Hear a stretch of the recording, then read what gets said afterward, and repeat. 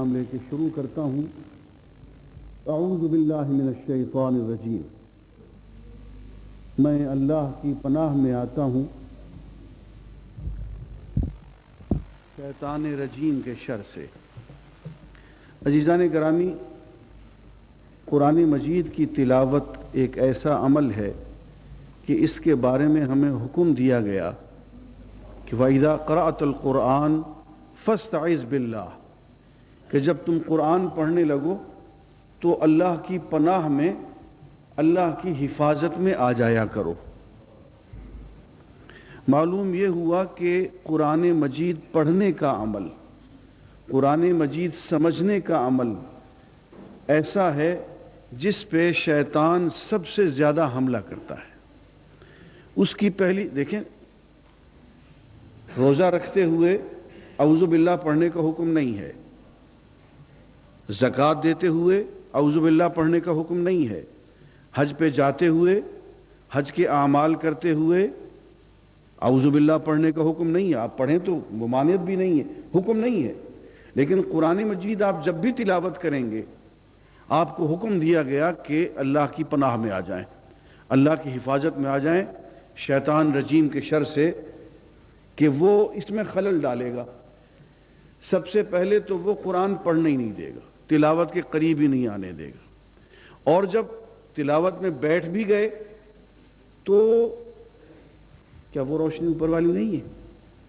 اگر وہ ہوتی تو بہتر تھا۔ اگر پڑھنے کے لیے بیٹھ بھی گئے تو ایسی رکاوٹیں پیدا کرے گا کہ انسان پورے دل سے، دل جمعی سے نہ پڑھے، اور پھر آخر بیٹھ گیا ہے دل جمعی کے ساتھ تو شیطان پورا زور لگا دے گا کہ یہ قرآن سمجھنے نہ پائے، اس لیے کہ قرآن اس نے سمجھ لیا، اور یہ اللہ کا پیغام اگر اس تک کسی طرح پہنچ گیا تو میرا خانہ خراب۔ اس لیے پہلا حکم یہ ہے کہ اعوذ باللہ من الشیطان الرجیم پڑھو، کہ میں اللہ کی پناہ میں آتا ہوں، اللہ کی حفاظت میں آتا ہوں اس شیطان رجیم سے بچتے ہوئے۔ اس کے بعد ہے بسم اللہ الرحمن الرحیم۔ عزیزان گرامی، میں آپ کی خدمت میں عرض کروں گا کہ یہ آیت بہت بڑی آیت ہے، اور یہ دعا بہت بڑی دعا ہے۔ بسم اللہ الرحمن الرحیم، اللہ کے نام سے ہم ابتدا کرتے ہیں جو رحمان ہے اور جو رحیم ہے۔ حکم یہ ہے کہ کوئی بھی کام کریں اللہ کے نام سے کریں۔ ہم نے بچپن میں یہ سنا کہ اللہ کے نام سے کریں گے تو اس میں برکت ہوگی، اس میں فائدہ ہوگا، وہ کام ٹھیک ٹھیک ہوگا، جلدی ہوگا۔ عزیزان گرامی، یہ بات غلط نہیں ہے، لیکن یہ بات کہنے سے ہم نے بسم اللہ کے مقصد کو گنوا دیا۔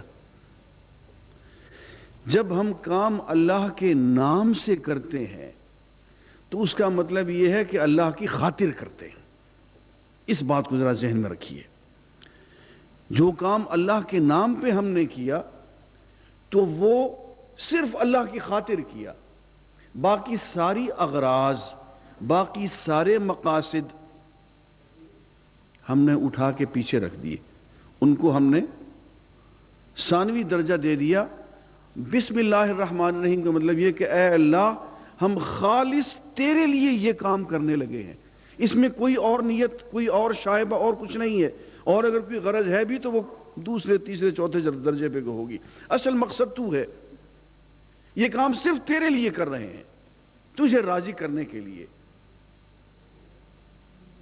جیسا کہ حضرت موسیٰ علیہ السلام نے کہا عجلت الیک ربی لترضی، اے اللہ میں تیری طرف دوڑ کے آیا ہوں، جلدی جلدی آ گیا ہوں تاکہ تو راضی ہو جائے۔ تو عزیزان گرامی، بسم اللہ الرحمن الرحیم کے اور بہت سے مفہوم اور تفسیریں لمبی چوڑی ہوں گی، میں صرف ایک بیان کرتا ہوں کہ یہ کام اے اللہ ہم تیرے نام سے کر رہے ہیں، تیری خاطر کر رہے ہیں، تو ہمارا مقصد ہے اور تیری رضا چاہتے ہیں اور کچھ نہیں۔ اس کے بعد سورہ فاتحہ کا میں صرف ترجمہ عرض کروں گا، اور سورہ فاتحہ کا ترجمہ غور سے سن لیں کہ یہ بار بار ہم پڑھتے ہیں۔ قرآن مجید میں اس کو سب مثانی کہا گیا ہے، وہ آیتیں جو بار بار آتی ہیں دہرائی جاتی ہیں. الحمدللہ، تعریف اور شکر اللہ کی خاطر، اللہ کے لیے، رب العالمین جو تمام جہانوں کا پالنہار ہے. عزیزان گرامی، جب ہم کوئی اچھا شعر سنتے ہیں، اس پہ واہ واہ کہتے ہیں تو شعر کی تعریف کر رہے ہوتے ہیں، لیکن دراصل شاعر کی تعریف ہوتی ہے. جب ہم کوئی پیس آف لٹریچر یا پیس آف آرٹ، کوئی فن پارہ دیکھتے ہیں اور ہم کہتے ہیں بھی واہ واہ واہ، یہ تو کمال ہو گیا، تو وہ اس فن پارے کی تعریف اپنی جگہ پہ ضرور ہوگی، لیکن اصل میں فنکار کی، اس کو پیدا کرنے والے کی، اس کے خالق کی تعریف ہوتی.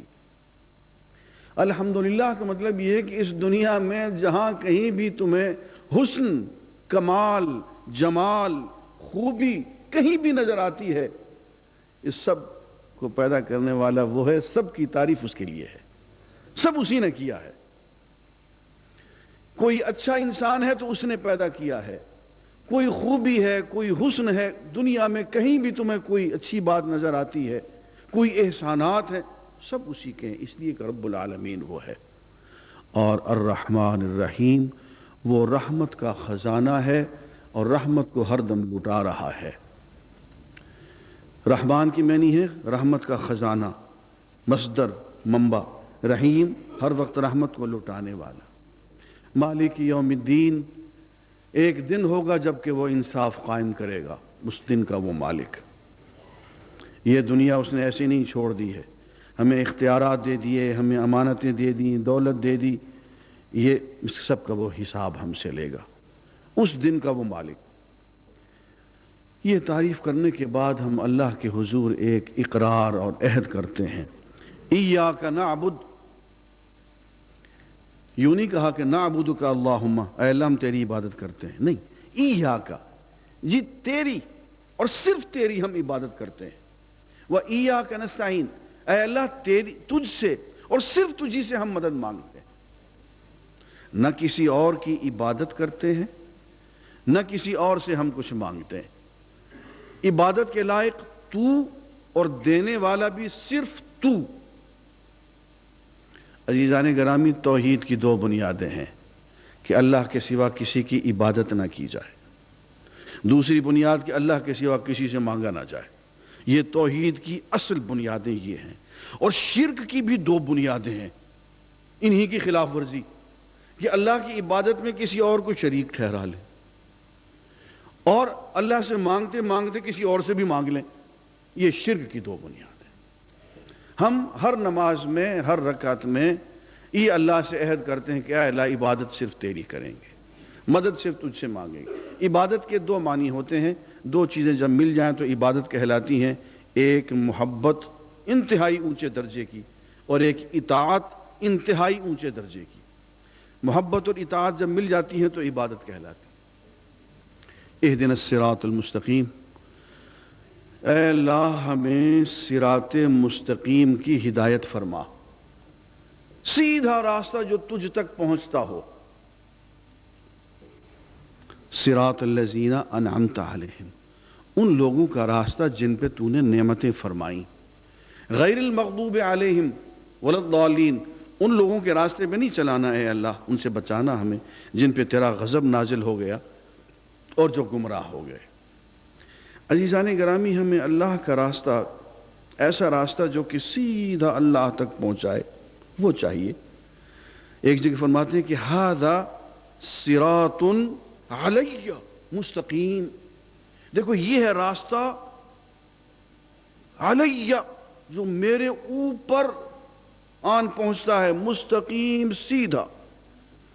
مجھے اپنی دادی اماں یاد آتی ہیں کہ وہ پیار کرتے ہوئے کہتی تھی یوں آنکھیں بند کر کے کہ دیکھو سیدھے دوڑ کے آؤ گے تو میرے سینے سے لگ جاؤ گے. بالکل اسی انداز کی آیت ہے کہ ھذا صراط علی مستقیم، دیکھو یہ راستہ ہے جو سیدھا میرے اوپر آن پہنچتا ہے، اس راستے کو اختیار کرو. اور یہ راستہ کیا ہے؟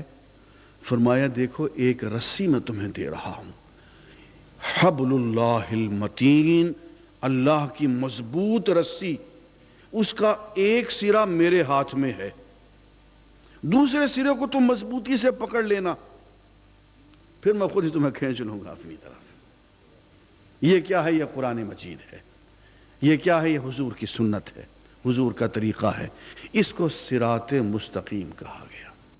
سورہ فاتحہ کی اس مختصر سی تشریح کے بعد ہم الحمدللہ تراویح شروع کرتے ہیں، اور آہستہ آہستہ ہر 4 تراویح کے بعد مختصر بیان ہوتا رہے گا۔ بسم اللہ الرحمن الرحیم۔